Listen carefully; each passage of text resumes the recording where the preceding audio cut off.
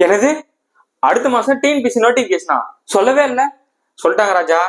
April மாசம் நமக்கு வந்து என்ன சொல்லியிருக்காங்க, அடுத்த மாசம் ஏப்ரல் மாசம் நமக்கு நோட்டிபிகேஷன் விட பார்த்தா சொல்லிட்டாங்க. குரூப் 4 குரூப் 2க்கான குரூப் 1க்கான நோட்டிபிகேஷன் திட்டமிட்டபடி வெளியிடப்படும் சொல்லிட்டு டிஎன்பிசியோட தலைவர் வந்து சொல்லிட்டாங்க.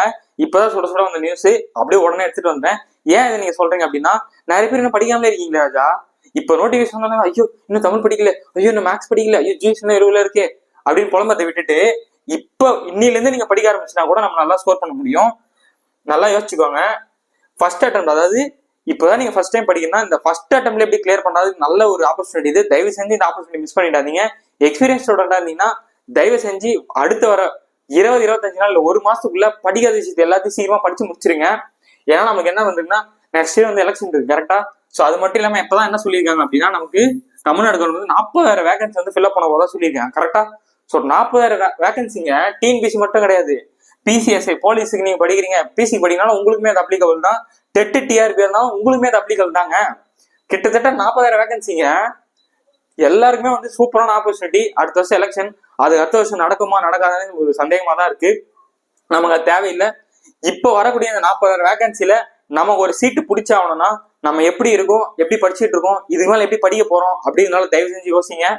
டைம் போனா திரும்ப வராதுங்க. நிறைய பேர் இன்னும் படிக்காமலே சுத்திட்டு இருக்கீங்க. நாளைக்கு பார்த்துக்கலாம் சொல்லிட்டு இருக்கீங்க.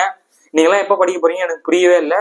இன்னும் டிஎன்பிசி சிலபஸ் பார்த்ததே தெரியாம நிறைய பேர் சுத்திட்டு இருக்கீங்க. அது மட்டும் இல்லாம மிகப்பெரிய தப்பு வேற பண்ணிட்டு இருக்காங்க. நிறைய பேர் வந்து வெறும் நிறைய பேர் வந்து தமிழ் மேக்ஸ் மட்டும் படிச்சாவே பாஸ் ஆகலாம்னு சொல்லிட்டு ஒரு தவறான எண்ணத்தை வந்து உங்க மனசுக்குள்ள வச்சிருக்கீங்க.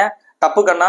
3மே இருக்கணும், தமிழ் மேக்ஸ் ஜிஎஸ் 3த்தையுமே நம்ம ஸ்கோர் பண்ண மட்டும் தான் நம்ம டிஎன்பிசியை கிளியர் பண்ண முடியும்.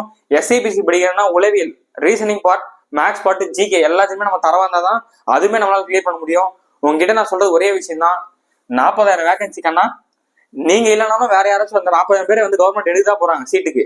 அதுல நீங்க ஒரு ஆளா இருக்கணும்னா நீங்க எப்படி இருக்கீங்க, இப்ப என்ன பண்ணிட்டு இருக்கீங்க, இனிமே என்ன பண்ண போறீங்கன்றதான் மேட்டரே இருக்கு. ஸோ ஓட ஆரம்பிச்சிருங்க.